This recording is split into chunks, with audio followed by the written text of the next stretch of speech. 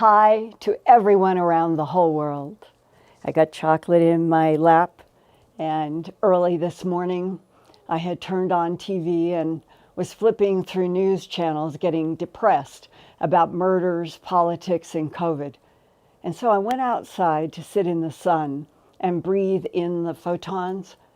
And like a magical gift from all around me and many trees at the same time, many birds were chirping so happily in the sun, and their happy chirps made me feel wonderful. And then came a longer, higher-pitched wail of a red-tailed hawk, and the chorus faded at the sudden emergence of a predator. The big hawk was so beautiful, sitting on a branch. It was only about 40 feet away. And like me and all those singing birds, he seemed to be breathing in the photons from the sun too. And then his big wings spread and he flew off. All the birds began singing again, and I loved their joy. And I love you. Hey, you guys, I'm going to put chocolate down because I want to say celebration. We are close to breaking through 170,000 subscribers at this Earthfiles YouTube channel. So, summer solstice celebration, here we come. Remember, it doesn't cost anything to subscribe. So if you haven't yet, please click on that red subscriber rectangle in the lower right of your screen. And thank you so much. This is a revolutionary time. We are getting closer to that fundamental truth we have discussed in this weekly broadcast. We are not alone in this universe. And my goal is to keep highlighting evolving news in science, environment, real X-Files, while we wait for the headline of this century and all centuries: we are not alone in this universe writ large around the world. And tonight, let's start out with fascinating medical news. It's called a zombie gene, a new study published in Scientific Reports on March 23, 2021, quote, challenges the widespread belief that brain activity comes to a halt immediately at death or shortly after. Researchers at the University of Illinois in Chicago found that glial cells not only come alive, but also increase in size and grow arm-like appendages hours after a person dies. While the brain neuronal genes are dying down, the zombie genes come strongly alive for at least 12 hours, a new observation that the brain does not quit when the heart stops beating. The researchers found that zombie genes in the human brain seem to come alive to clean up brain tissues after injury, oxygen deprivation, or stroke, close quote.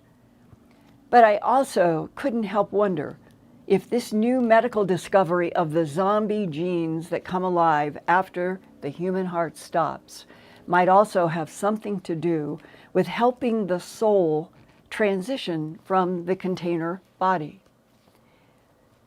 News headlines also keep sprouting up about the COVID funding bill's 180-day countdown for the Secretary of Defense and DNI, the Director of National Intelligence, to give Congress and the American people a lot more information about the UFO-UAP phenomenon. What we're all waiting for is official information about UFO advanced aerial threats and associated foreign adversaries.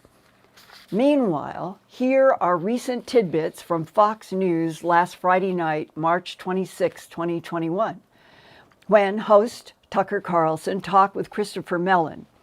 Mr. Mellon has been a member of Two Stars Academy, TTSA, and was a former Deputy Assistant Secretary of Defense for Intelligence in the Clinton and George W. Bush administrations.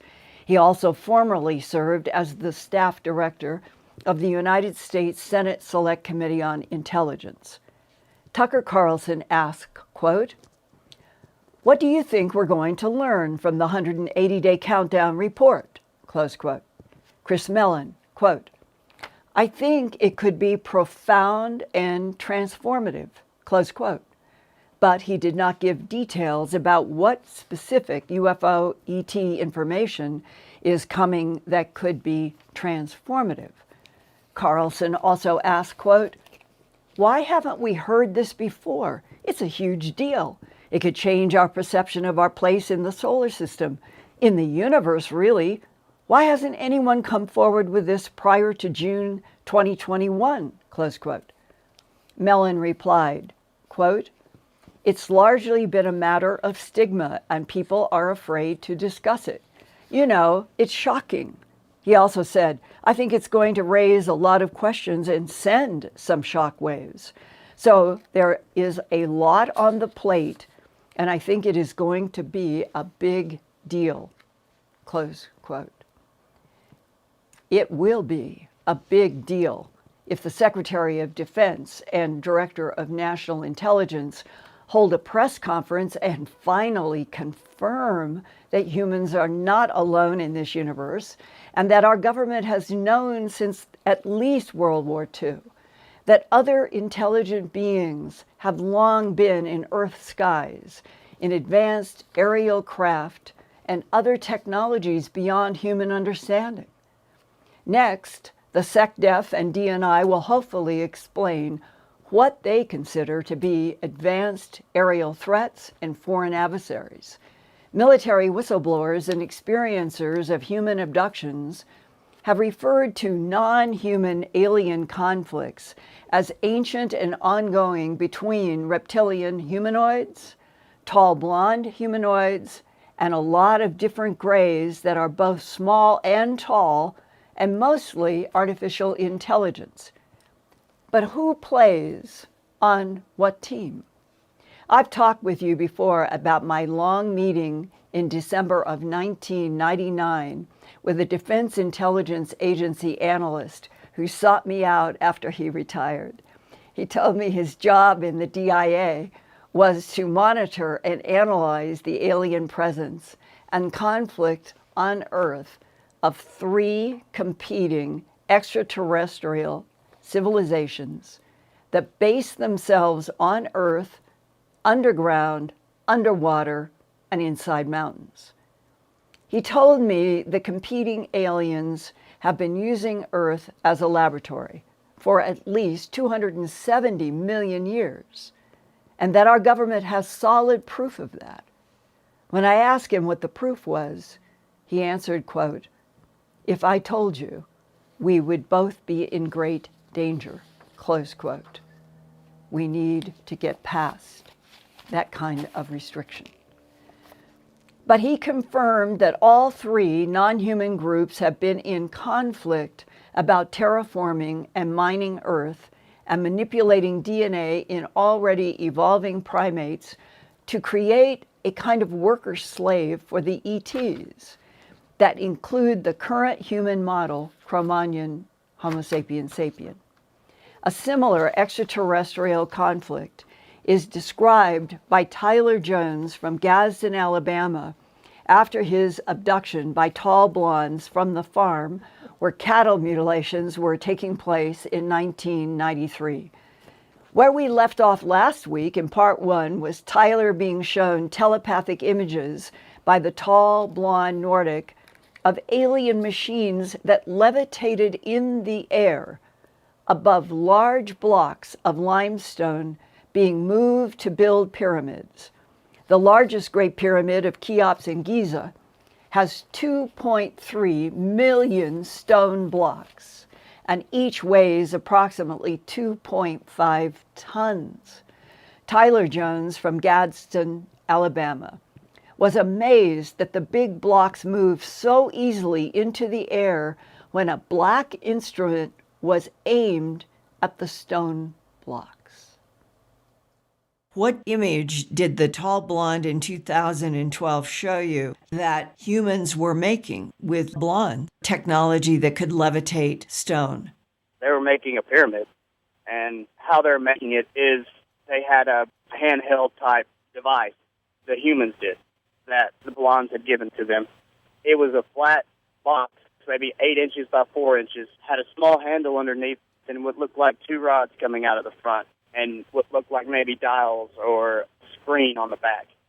And I got an image of a human pointing this box at a very, very large stone and picked it up and was levitating this block towards the pyramid. And then it handed the block off to another human. What were you seeing as the final product of all of these levitated stones? The next image was 3 pyramids, a sphinx, a lot of different smaller pyramids on the sides. It was Giza, is what it was. But the sphinx, it wasn't the sphinx like today, with a human face and a lion's body. It looked like a lion. Maybe it was changed later. I wonder what the lion means to the tall blondes. I do not know. All the small pyramids around it, all the obelisks, it was amazing. Did the tall blonde put thoughts in your mind about why they built this and what they were doing? I got the feeling that it was a type of power source. Different structures that he showed me were, I guess, landing pads for the craft that they had. Did you see craft that we would call discs or spheres or cigars or triangles moving in and around the Giza complex? Yes, I saw small triangles, maybe the size of a small car, very large triangles, maybe a mile wide, long cigars, maybe almost a mile wide, small disc, big disc, floating above structures at different times of what he was showing me. This was their energy base for the power that they needed for the craft and to mine on Earth. Yes. The next image I remember after Giza was more structures that they either already had built or were building. I saw another pyramid, but it wasn't like the one at Giza. It was a step pyramid. The next thing I saw was another salons meeting. A lot of them gathered around, and the salons told me that they didn't want to do the work anymore. So they decided to create another being to do the work for them. They took what was here on Earth, which was humanoid, and mixed it with their DNA. I saw flashes of things that looked like human, but they weren't. They tried the first time and didn't succeed. Second time it looked better, and third time it looked better, and the last time they came out with us. They came out with us humans. Yes. Did you have any telepathic information from the tall blonde as he's showing you these images of what their relationship is with the Greys? Did they make the Greys? Did the Greys work for them or what? I asked him what they were. The blonde showed me an image of maybe like fish bowls with things growing in them. From what he said, they're genetically engineered. I guess they can just make them whenever they want to, like a worker thing. What were the blonde beings doing here in 2012? Well, as the story went on, as far as the beginning, they created us. But near the ending, after everything was built, they had to decide what to do with us. They left and went back to the star cluster that he showed me, wherever they're from. And half of them thought that they should just leave the Earth to us, that we had earned the right to live. But a small group, these blondes, thought that we shouldn't. You know, we were created, so we should be destroyed, and felt sick at the very idea of us being here, and that their DNA was in us and wanted to destroy us, but that wasn't allowed. Well, they ended up leaving, left us here, and that same group, these blondes that felt sick at the very idea of our existence, somehow got back here to try to destroy us. The blondes found out about it, so they come back to stop these blondes that were trying to destroy us. The bond that they felt with us was as if we were their children. They didn't want us to die. So they came back, and there was a war between the group, these blondes that wanted us gone, and the group, these blondes that wanted us there to take care of the Earth. And on one side was the Greys and the blondes. The Greys were genetically engineered. But on the other side, I saw a picture of what looked like it was the side that wanted to destroy us was also the Greys, blondes, and also saw a picture of what looked like a lizard-type man. How did the lizard man get into the mix of all this? The way he explained it is they're not the only technologically advanced beings in the galaxy. There are many, and these, I guess I can call them reptilians. They're like nasty. They're bad people, I guess. The blondes that broke off, they needed help from somewhere if they're going to destroy us. So they made some type of agreement, and they're working together to get rid of us. And there was a big war between both of them. The blondes that broke off and the reptilians and the Greys that were with them, I guess, at the time. Apparently, the good blondes won and banished the blondes that broke off away. But the blondes, they're still coming back, trying to destroy us in a certain way. Now, whether or not that's maybe infiltrating our society to destroy us a certain way or plague, I don't know. But the blondes that broke off still trying to this day. What about the serpent in the Garden of Eden? That could be it. It could have been a reptilian. Tempting humans to do what? Eat the fruit of knowledge. How would that destroy humans? The more knowledge you have, you destroy yourself. We're more apt to destroy ourselves today than we were 500 years ago. Because with technology comes power. So if you create a weapon, you're going to use it. So maybe they're just trying to do something like that to make us destroy ourselves. They don't have to do anything. You have to understand their thought process and the way they think is beyond our understanding. So what they would do wouldn't make sense to us, and what we would do doesn't make sense to them. After the war, apparently the leader of the faction that broke off was captured, and I got a picture of that in my head. And he showed me that, of everybody being around, and he's in a chair, and something happens, and they send him away. They didn't kill him, they send him away. Okay, so the war takes place. The leader of the blonde faction that wants to eliminate humanity is captured and sent somewhere somehow. Yes. But since that time, the war has gone on sort of Trojan horse-like. The factions that want to destroy humanity are working on the earth in human form. I guess so. And you suggested in your emails that there have been some sort of meeting between the tall blondes and government representatives here in the U.S.? Yes. What he showed me was about 7 blondes in white robes with a dark sash in the middle, all standing around with men in suits. Now, if that was government officials, I don't know. Where were they? In a room. No table. It was a blank, white, walled room. No pictures. Did you have a sense of what year this occurred? I did. The humans, I guess, were dressed maybe 40s, 50s. What happened in this plain room between the 7 tall blonde beings and what looked like government officials in the U.S. in the 1940s to 1950s? To me, it seemed like it was some type of an agreement between the humans and the blondes, maybe letting them know that they're here. If there were 7 tall blonde beings, how many humans were in the meeting? 12. So what did he show you as the next image in your mind after seeing the room of 12 human men and 7 tall blonde beings having a meeting, talking about some kind of an agreement? What was the very next image that the blonde man in 2012 showed you happen next? The next image I saw was of, I guess would be one of the blondes, but he had a white beard and his hair was white. I guess he was old.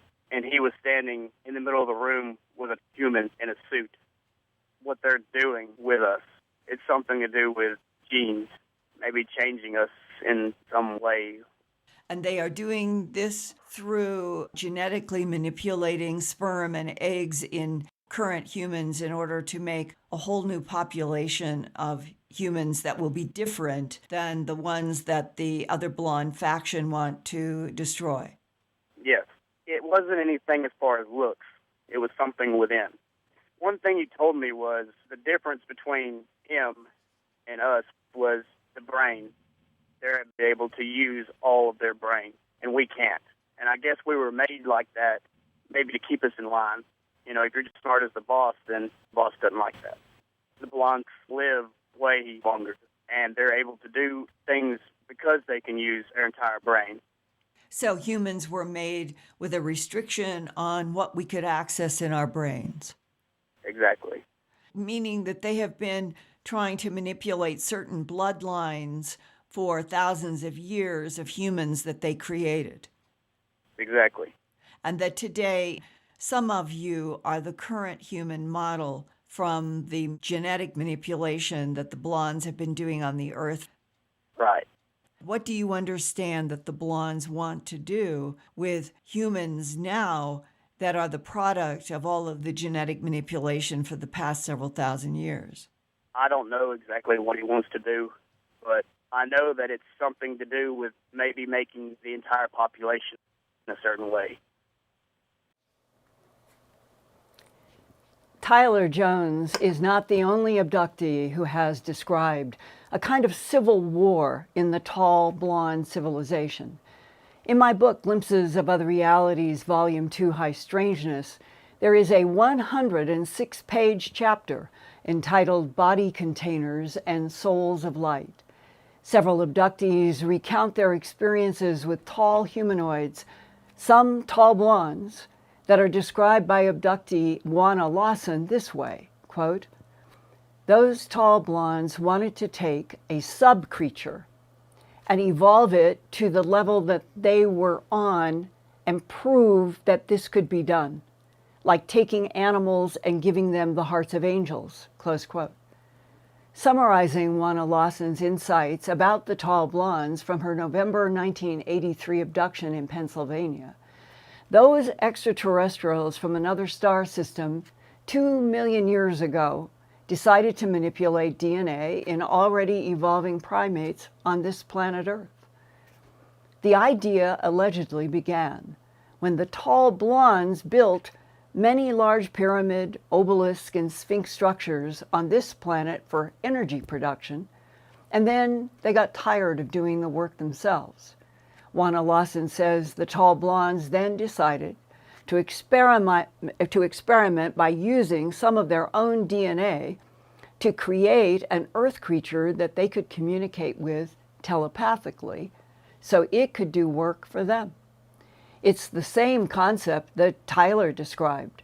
The tall blondes wanted to make controllable worker beings for Earthworks. And then that faction of controller tall blondes manipulated DNA in already evolving Earth primates and kept tweaking their various evolutions up to us, Cro-Magnon, Homo sapiens sapiens. And during that evolution, those tall blondes tried to protect their humanoid experiment from another faction of their own tall blonde civilization that despised the Earth humanoid creations because our advancements were due to the insertion of the tall blonde genes.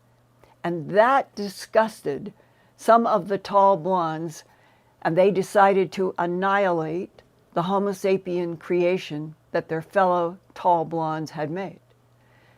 Juana Lawson says, as an abductee, quote, "You have a group of tall blondes that is trying to defeat the other tall blonde experiment.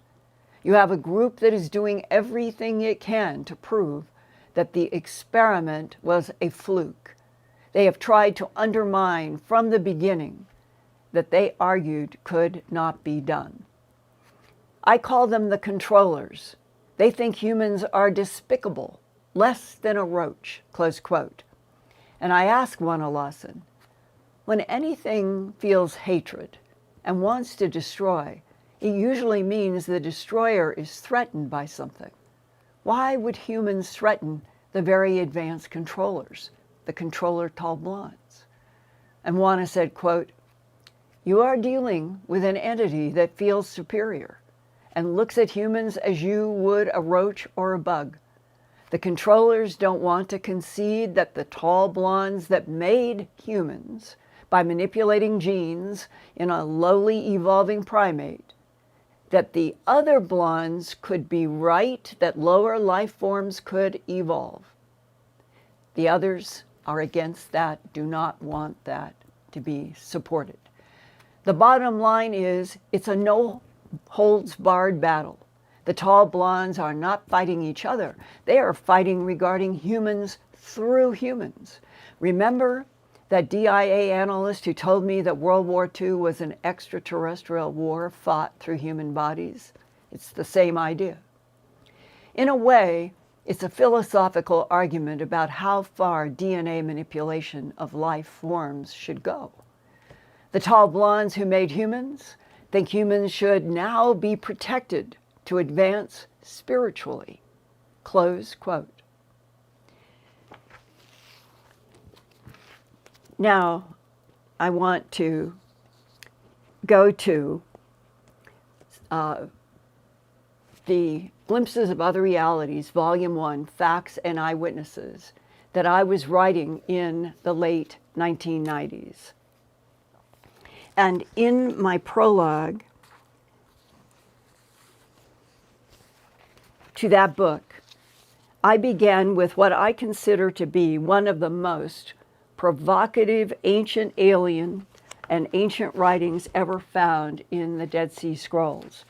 It's the Testament of Amran, written in Aramaic and translated by Professor Robert Eisenman, which also has a theme of higher intelligences in conflict over what happens to humans. This is the Qumran Cave 4, where the Testament of Amran was found in fragments of Aramaic language that are at least 2,200 years old. In the 2nd century before Christ, Qumran was the village where the Essenes lived in a common bond about expecting a divine Messiah to usher in a new kingdom on earth. In the 2nd century before Christ, the Essenes began writing their mysterious Dead Sea Scrolls, first in Aramaic and later in Hebrew. The fragile scrolls were buried inside of hill caves. Bedouins did not discover this Qumran Cave 4 until August of 1952. Qumran is about 20 miles east of Jerusalem on the northwest shore of the Dead Sea. After World War II, a Bedouin shepherd was first to discover the Dead Sea Scrolls in the first of 10 caves. The scrolls survived for at least 2,200 years because those desert caves were so dry. That's why those original and very ancient Aramaic words in the Testament of Amran are so intriguing and seem to echo what Tyler and Juana Lawson and other people in the human abduction experiences have been told about an ancient war ongoing from the days of temptation by a reptile in the Garden of Eden. A reptile described as a teacher and a leader of forces in darkness and evil. Here now is the Dead Sea Scroll Testament of Amran. Quote, I saw watchers in my vision, the dream vision. 2 men were fighting over me, holding a great contest over me. I asked them, who are you, that you are thus empowered over me? They answered, we have been empowered and rule over all mankind. They said to me, which of us do you choose to rule you? I raised my eyes and looked. One of them was terrifying in his appearance, like a serpent, his cloak many-colored yet very dark. And I looked again, and in his appearance, his visage like a viper. I replied to him, this watcher, who is he? He answered, this watcher, his 3 names are Belial and Prince of Darkness and King of Evil. I said to the other watcher, my lord, what dominion have you? He answered, you saw the viper, and he is empowered over all darkness, while I am empowered over all light. My 3 names are Michael, Prince of Light, and King of Righteousness. Close quote. Perhaps the highly classified MJ-12 group, appointed by President Truman in 1947 to study the UFO phenomena And then President Eisenhower's alleged face-to-face meeting with either a blonde Nordic type or a gray artificial intelligence type or something that we don't know, is how they learned that Earth is a laboratory, that many types of other intelligences experiment here on our planet. And according to whistleblowers, our current species of Homo sapiens sapien is one of the experiments. But the ET manipulators have wanted that kept secret, and human power brokers were glad to keep the secret. But now it seems like something else is pushing hard against the policies of lies and deceptions, wanting the truth to break out. Will some of the friendly ETs be able to save Earth from persistent tribalism that has kept humans fighting against each other instead of the much better path of peaceful alliances that help everyone? It feels like a lot now in 2021 is hanging in a very, very uncertain balance. And about to burst into the big hall of destiny is the mind-cracking truth. We humans are not alone in this universe, and we deserve to know who made us, who hates us, who loves us, and who wants to protect us. Now, for those of you who would like to go over Tyler's interviews and see a lot of the images involved with that report and others, please go to my Earthfiles News website for the 7-part series that began on March 19th through March 28th. The first part has the Tyler first part audio in it, and part 2 has the second part, and then it goes on fleshing out other very important aspects of all of this through part 7. And what I would like to recommend is that you go to www.earthfiles.com, my news website, to go through those 7 parts and to know that Earthfiles is the great place to check in addition to social media, about what we are doing and what subjects are coming up. And that part 1 through 7, I do recommend. And for those of you who would like to make comments and ask questions now, Ian, the floor goes to you. Okay, well, thank you, Linda. That was an amazing interview again, and amazing content that you supplemented that with tonight. It certainly sparked a lot of interest, a lot of comments in the chat. First of all, I'd like to say thank you to the super chats again this evening, to Moonbird, Jacqueline Merkitt, Crystal Lenglet, Gina McHugh, Cat Chaser, Sexy Sadie, Jeffrey Rizzo, Michael Donahue, Mary Kelly, Jean Karcher, Dave Goodridge, Dana Bliss, and TNC. I think I've got everyone tonight. Wow. Thank you so, so much. All of it helps keep this going, and I greatly appreciate all of you. So, Ian, what is the first question that you've got on your list? Well, the first question is, people are also relating this story to the Zachariah Sitchin story, the Anunnaki. Can you make a comment on that as well? Yes, absolutely. Parallels all over the place. I have been asked to read, and for some reason tonight, Chocolate really wants to get involved with our table, so I'm trying to let him be involved, but not blocking the screen. The story on the Anunnaki is sort of maybe they originated in Zeta Reticuli 1 and 2, and they had a war there. And it was between Greys and Talls. That the Talls were the Anunnaki, and that the Greys had a planet in that solar system.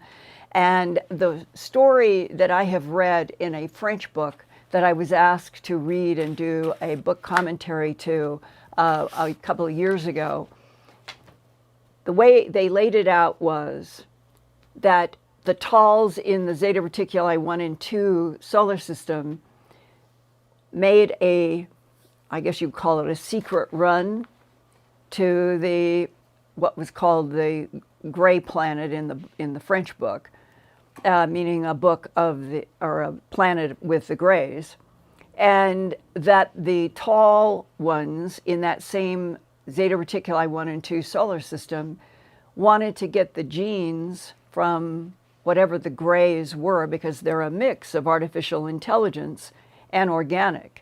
So it's hard to know and even judge any of these alleged translations, because none of us have been to Zeta Reticuli 1 and 2 and know if this makes sense. But it was the same story, that the Talls wanted worker bees, and they went surreptitiously to another planet in the solar system, brought back genetic material, started making their gray worker bees, and then they got into a war, and then they left and ended up on Mars, and they were there for a while, and then they had an attack by the Greys. This story keeps going on and on as a backstory to the Anunnaki. We'll say all of this sandstone that is carved with the history, allegedly. And if this is all true, then the backstory on the ET interactions with Mars and Earth goes even to a 37 light year away solar system, going back who knows how far. So it's the same theme, whether you're talking about the Anunnaki or you're talking about some of the whistleblowers talking today. It is exactly the same theme. A very smart, very intelligent, but I would say aggressive, tall species that doesn't have any compunction about going to planets, gathering DNA, genetic material, mixing and matching it for something that they want, setting it in motion, and then even some of their own deciding that if they use their genes, then they should annihilate whatever creatures they have made before they leave that planet that they have done the research in. So what is behind the same similar storyline, whether it's alleged Anunnaki translations, whether it's military whistleblowers, or a lot of the abductees who have the same sort of outline of Talls that came from another solar system. They're the ones responsible, allegedly, for the maybe 2 hydrogen bombs on Mars that John Brandenburg has written about in Death on Mars. They end up on Earth. They do the same thing. They start doing DNA manipulation in the primates evolving in Africa. And 2 million years later, here we are, talking through a digital world, hypothesizing about what could be behind the present. What we have is present evidence of advanced aerial craft that our own Department of Defense says are advanced aerial threats, and the word foreign adversaries are being used in the 180-day countdown. And are we now being maybe positioned to hear words that would be coming from officials that there may be something already in this system, or they have advanced knowledge because they are working with extraterrestrial biological entities that help our human level try to understand what is going on? I do not personally think that there is a threat, an imminent threat to the Earth. There are too many whistleblowers who have talked about how our military is working with ETs in interstellar trade, going into other systems in the Milky Way galaxy, and I think it's true. So that would mean that we have collaboration with highly advanced other intelligences that can move point to point. They're not moving in Euclidean geometry, they're moving point to point. So as long as we have collaboration with advanced intelligences that can help us, then I think that maybe the foreign adversaries and advanced aerial threats, those words that are being used in anticipation of the 180-day countdown, certainly they are catching people's attention, those words. And threats always get more funding and congressional support than non-threats. And we're in a waiting game. Who will speak first? And how will they flesh out what we've been hearing piece by piece by piece? The latest possible news is there have been rumblings that some people with firsthand knowledge have been approached to speak at the so-called countdown about some of the things that they know and that they have been pushing back. And that would indicate, if this is true, that not everybody is on the same square about what to do and what to say in this first round. But you guys, if we get official confirmation, that's what we need, from authorities, yes, we are not alone in this universe. Yes, we have allies. Yes, we are going to start unfolding more for you, and we could move into an exciting 21st century not built on lies, but finally on truths, no matter how uncomfortable some of the things that our government has done to keep it all a big secret since World War II. It's way past time to tell us the truth and to let us know who are our allies, who are hostile, who are neutral, which is exactly what the remote viewers were doing at the end of the 80s. And we'd have a whole new platform for discussion, education, everybody evolving together finally.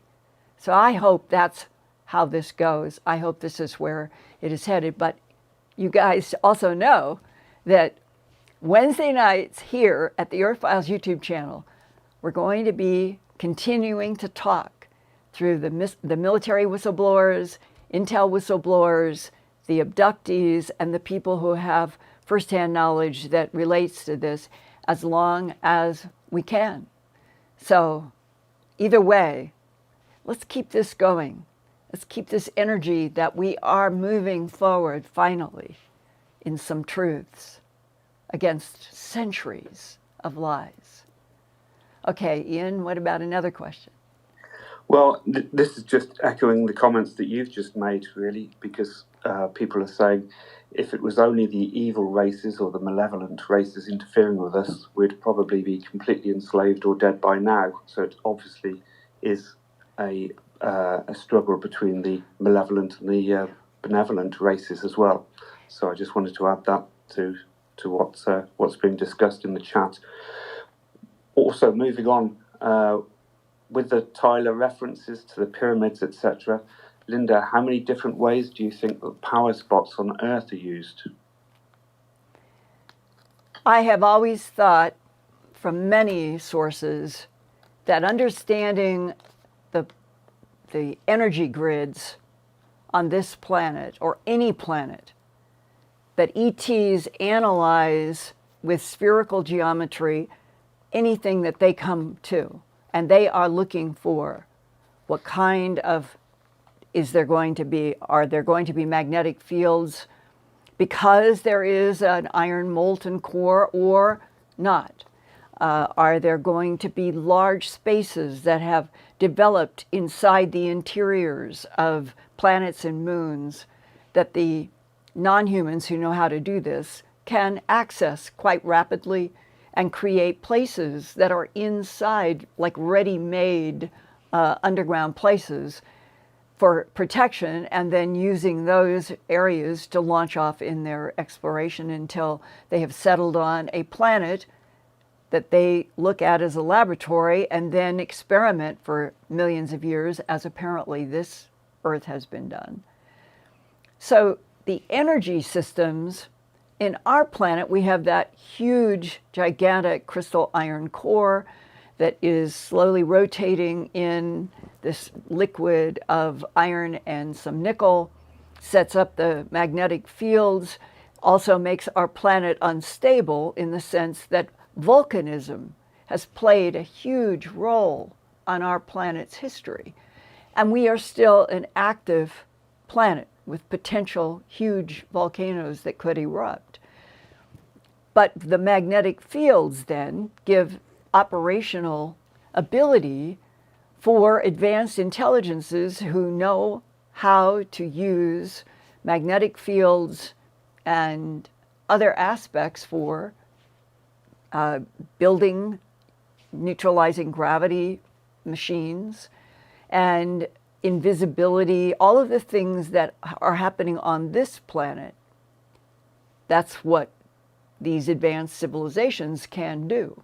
And it's how they can be invisible in as many skies as they want to be invisible and still be interacting with surface populations on any planet or moon. And that's what has happened on Earth. And we have been kept out of the equation for the most part outside of, there have been spiritual categories, there have been folklore categories, there have been mythology categories of high strangeness going back as long as humans began to write in stone or clay, working with the phenomena that we know today, that the grays, the blondes, the reptilians, all of them, they can be in a room and they can project this invisibility frequency, observe us, be around us, and we don't know. Or they project themselves as something with wings. So we are beginning, I think, as a global population, to catch up to the fact that we're on a planet that is alive, it is vital, it is unstable, but it has all the ingredients for why pyramids, obelisks, and the structures that advanced intelligences knew how to build on what magnetic field lines in order to have a power grid that Tesla said that we should be able to be on a planet where there would be energy at all times to everyone everywhere if we were tapping in to the magnetic fields and electrostatic energies with the kind of equipment that he was building. And there's got to be something about Tesla that had to be pointing in the right direction, or the FBI would not have been ordered to go into where he lived in New York, and they must have been monitoring him because of the rapid entry by federal forces to get a clean sweep where he lived and where he died because they wanted his patents. And Tesla's patents are one of the most valuable things, apparently, to a lot of people who would like to have access and be able to build these energy grids and do it, I suppose, in secret, but we're still in a capitalist mind where everything has to be done for profit. And the idea of a planet that had the ability that everybody anywhere at any time had access to all the energy that they needed. That is a concept that we have to evolve and finally reach a new level on this planet, which is my prayer every day, that humans get past tribalism. If it is the bad blondes, bad reptilians who are trying to keep us at war with each other, it's another reason to defy them, to really defy them and go out every day and breathe in sun and know peace and love and approach everyone that way. And then Can you imagine what it would be like if we finally had friendly relations with grays, the artificial, we'll call them their AI, that can do so many things, and that we'd end up on a planet where could have trade with their AI, and they could have trade maybe for the protein that some of them take in the animal mutilations. So I think if you get past the idea that there has been a lot of evidence of perhaps violence in our past and Mars, and that we are in a different century, and our government is already peacefully working with some collaborators on interstellar trade routes, and that's the direction to concentrate on. The future then isn't scary. The future is exciting, and that maybe we will be in the halls of the cosmos. Homo sapiens sapien from Earth, used as an example that you could take a primate on a laboratory planet, mix and match certain genes, and end up with an evolutionary creature that eventually the divine field itself would insert souls that even the ETs, as Terry Lovelace says, the ETs would like to have a human soul, and they can't have it. And if we can learn what it is about the relationship between the divine field behind this huge cosmos and humans who have been abused in many different ways, maybe it's that. Maybe it's just breaking through consciousness in humanity that reaches out into the universe, and we become an example of something extraordinary. The divine field working through a genetically created and manipulated consciousness. So I'll opt for that path in the timeline. Oh, they're saying it's a bit out of sync, and we never know why this happens. Do we want to restart? Can I get feedback from you guys? I have no idea, because I don't know that I'm out of sync. Tell me if I should keep going, or should we stop and try? Ian, what are you getting? I'm just checking into the chat at the moment, so I'm not seeing anyone saying to restart or anything like that. And there's always a little bit of a delay here for me. Okay. But no, everything is fine. Keep going. Okay, right. Here. I think the consensus is to let's keep going, Linda. All right. And for any of you all out there in all the countries in the world, I'm getting a lot of letters from physicists, from engineers. If any of you can tell us, why does YouTube intermittently go in and out of sync? We try to do every single thing possible to prevent it, but it isn't just us. It is something that seems to happen periodically with YouTube. I would love to hear from those of you who really do know the science of what's happening in YouTube around the world. Why does it go out of sync sometimes, and some programs stay beautifully in? It's very frustrating, because we try so hard to have everything work as well as we can. Well, let's go on to another question, and if I'm slightly out of sync, just pretend I'm in another dimension, but that we're communicating. Okay, Linda, okay, we're going to go to a question on cattle mutilations now. There's some speculation about whether or not the cattle mutilations are being done. The harvesting of cattle blood and tissue is to repair ET's genetic defects. And do you know any sources who have said that the ETs are genetically deficient and hence they abduct humans and do the cattle mutilations to harvest tissue and blood for this reason? I think that Terry Lovelace is a keen insight. He's probably one of the few, maybe the only abductee who has had the gray Betty physically talk to him a little bit. And he has gotten very clear images about the mutilations as being done by the reptilians.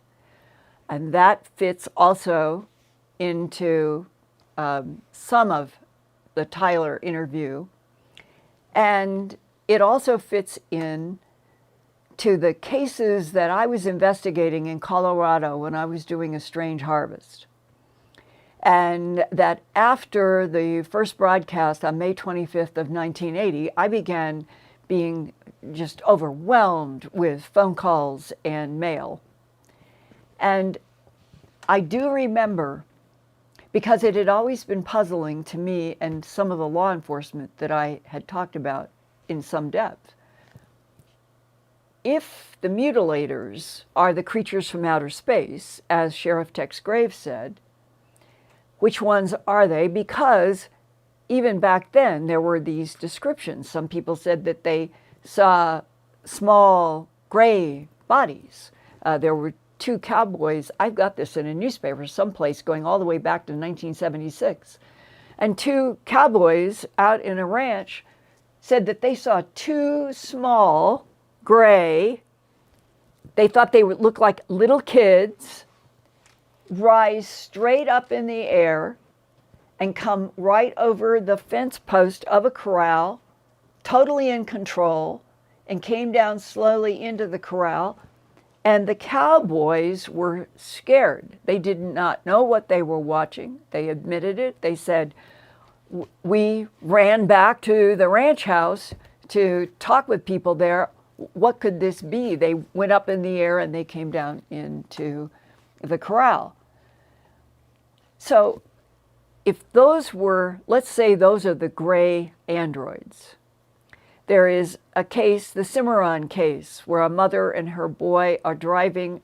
They hear a cow screaming when they see a silver disc in the sky. They hear the cow screaming. The mother stops, pulls the car over, and in the hypnosis that she did with Leo Sprinkle long ago, the suggestion was that they were blonde-looking humans. Then there are the cases where I worked with two psychometrists. One was in Canada and one was working for Adams State College in southern Colorado. And I had a piece of hide that had glowed right between the two eyes on a horse. And this was in the month after my broadcast. And it was a interview that was done in Colorado Springs with a rancher who said, whoever has mutilated my horse has done embalmed him. And by the time I got to the horse had been there for 3 weeks. And with God as my witness, I walk with the rancher to the horse expecting to see the disintegration that usually begins to set in between after maggots and things on the road. And this horse looked like it should get up and had these very neat rectangles of tissue, like 3 inches, 2 inches, 1 inch, 3/4, ½ inch. We measured. So they went in these diminishing lines, going from the horse's penis and testicles, going across the sex organ in the testicles with these strange rectangular thin pieces of tissue removed. The rectum had been removed.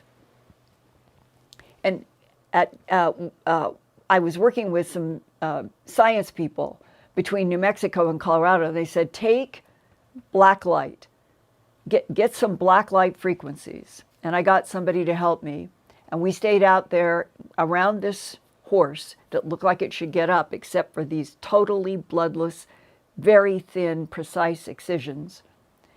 And after the sun went down, we had set up, as I recall, we had maybe 5 or 6 different frequencies that you can get in black light. And this horse and everything around us, it was a dark horse, it was chestnut, is in shadow, and the sun went down and it becomes black. We turned on these different frequencies of black light, and right there, we measured it at the time. I can't remember the specific measurement, but it was like 2.5 inches across, 3 inches down on the horse's forehead to just between coming down below the eyes. And it was a solid rectangle of a kind of orchid hue in the black light. It was the only place on the entire horse, a perfect rectangle coming from the forehead below the eyes. And I asked the rancher, I said, could we use your hunting knife? And could you carefully cut out this rectangle? I would really like to get it studied by a variety of people. And he was very nice and cut it out, and we put it in a folded bag. And what I could do, and talk with scientists about doing this, is I cut off a piece that went to a psychometrist who worked with the Royal Canadian Mounted Police in Canada.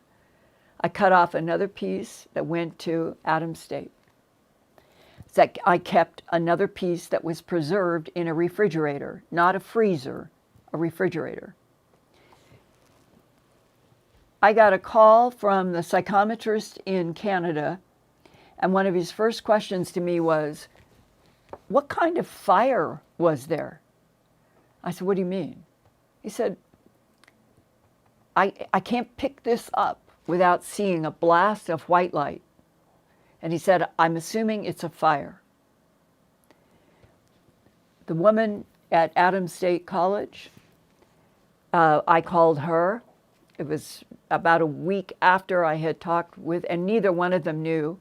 I always keep things compartmentalized, so they didn't know anything about who else I was investigating with.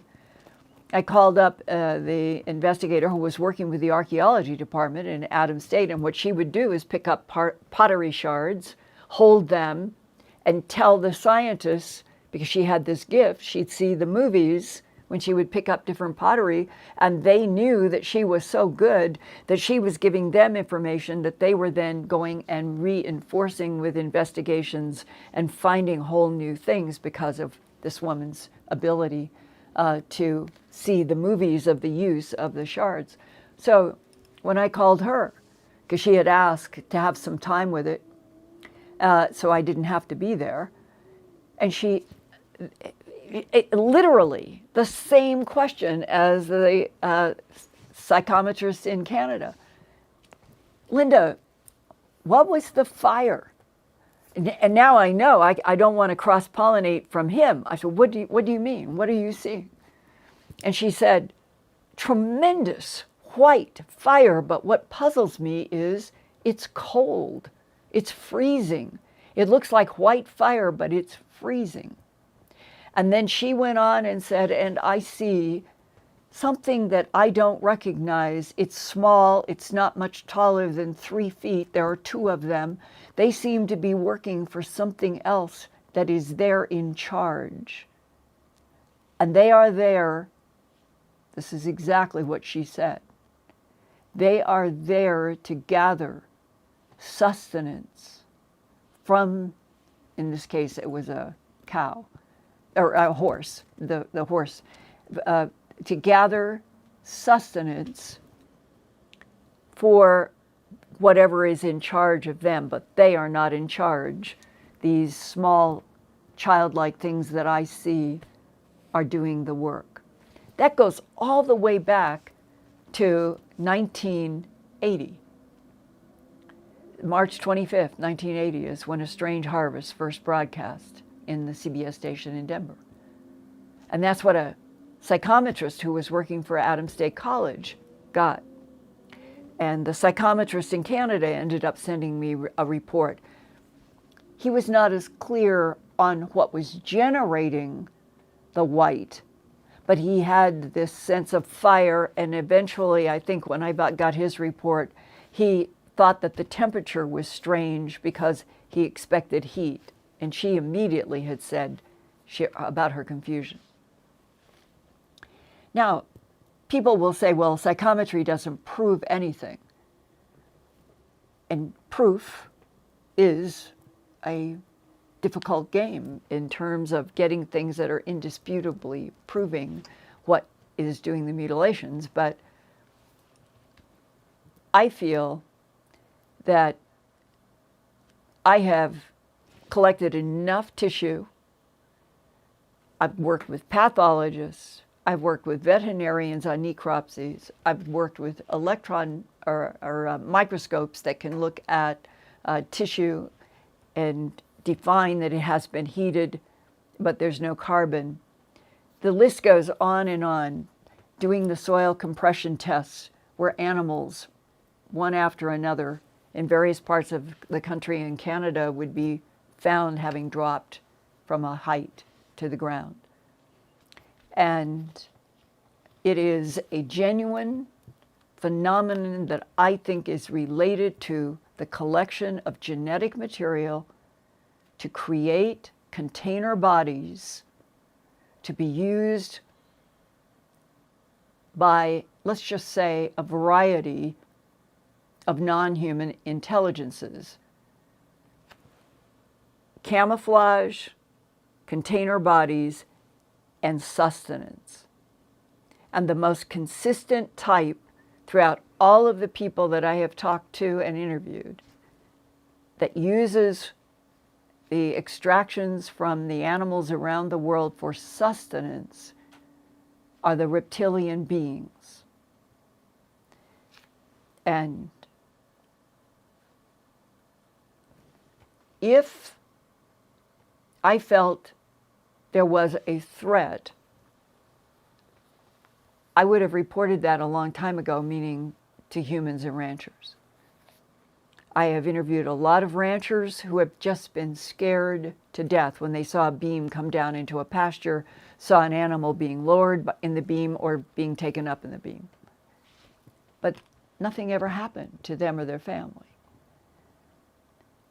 So I cannot guarantee, and I cannot prove what these three competing extraterrestrial civilizations might do in the rest of this century. But I think the fact that we are here, we've been through tremendous wars as a species on this planet.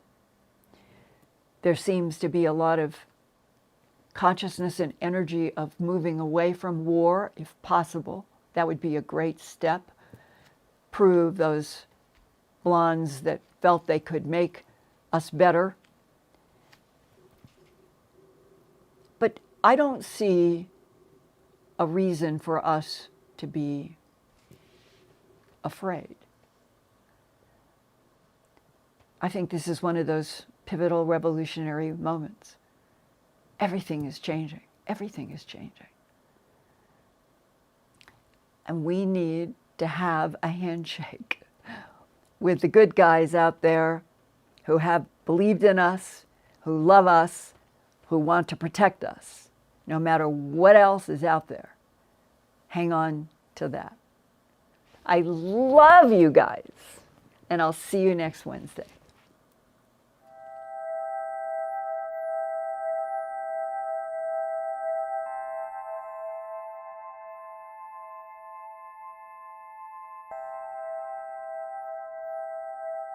Turn on closed captions for YouTube videos by clicking the white CC button on the lower right. The default language for Linda's videos is English. If you would like to see the captions in another language, click on the white settings button next to the CC button. Select Subtitles CC, and then select Auto Translate. Select a language, bind them anywhere. They love and the captions will now appear in that language. sort of gone through, and they will hold their heads. I never had a cat do that before. And they'll pull against the comb, helping me get out snarls. And I think it's the best they've ever been.